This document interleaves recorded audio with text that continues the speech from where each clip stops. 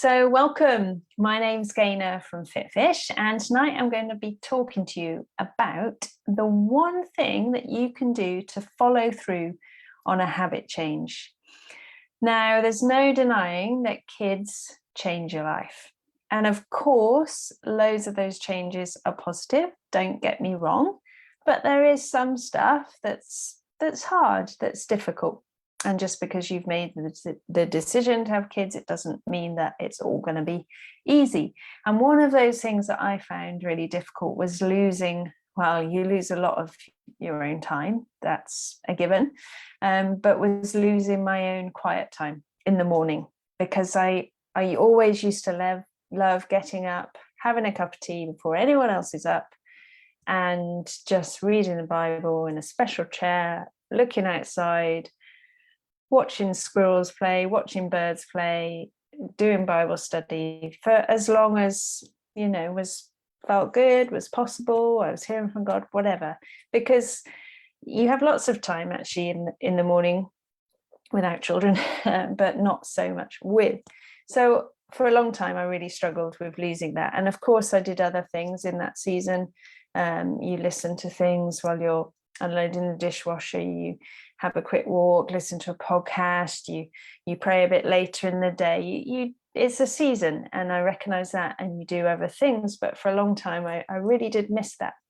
But now, 6 years later, with the help of Ollie the Grow Clock and a better sleeper, it's possible again, because I know he won't get up usually, unless he's poorly, until 7:10, which is awesome. So when my alarm goes off at 6:29, you'd think I'd be jumping out of bed at this opportunity that I now have to have my morning quiet time back with my cup of tea. But somehow, when the alarm goes off at 6:29, there's still a battle going on in my head. And those voices, the ones that say, but you could have another half an hour in bed. What's half an hour going to make a difference anyway? You could pray later. You could do it this evening. And you have all those voices going on, and it's still an ongoing choice. So even though I really do want to do it, I still have that battle in the moment. So whenever there's a decision between the bigger picture, helpful and healthy choice, and the in the moment, more seemingly beneficial and fun choice, there's going to be a battle. There'll always be a battle in your mind, and voices will speak to you, and they'll tell you about the apparently much more easy and fun option. So we need to do something about this ahead of time, because if we wait till the moment comes, then what we often refer to as a toddler brain will win.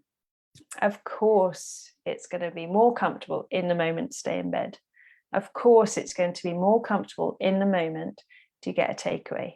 Of course, it's going to be more comfortable in the moment to not go to the gym after work. Of course, it's raining. It's going to be more comfortable to not get a breath of fresh air. That's a given. We know that battle is going to be going on.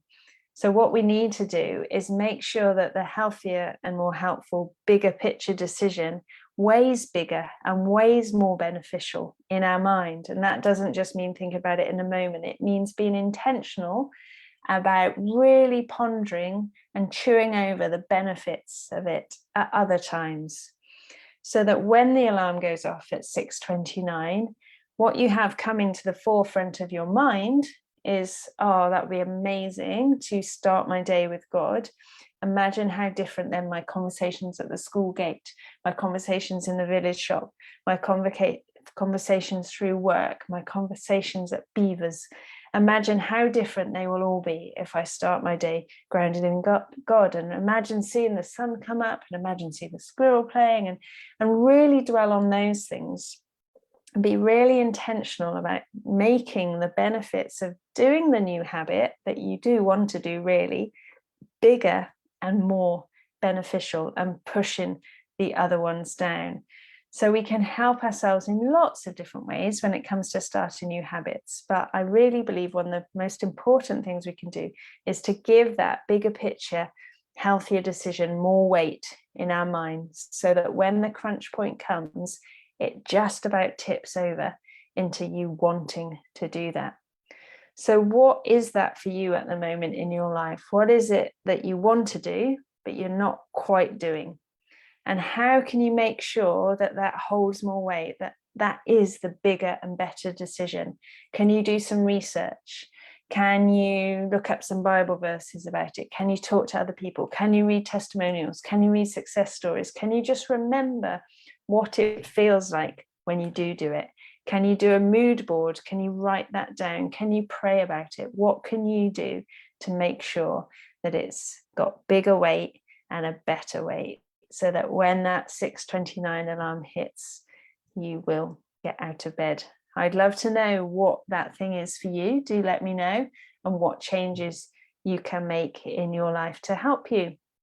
Now, if you want to embed some healthy habits in, then we now have FitFish for a £5, only £5 a month, and you get some wonderful things. You get recorded exercise sessions, live exercise sessions, you get a monthly podcast, a monthly recipe, and our stretch and soul sessions, which are just 10 to 15 minutes of some gentle stretching and a bit of a reflection. And also coming up, as part of that membership, you also get a whole pack of recipes with just 5 ingredients. So I'll pop the link into the comments where you can find more about that group, and I'd love to see you on there. So let me know, what is it for you? Okay, take care. Bye-bye.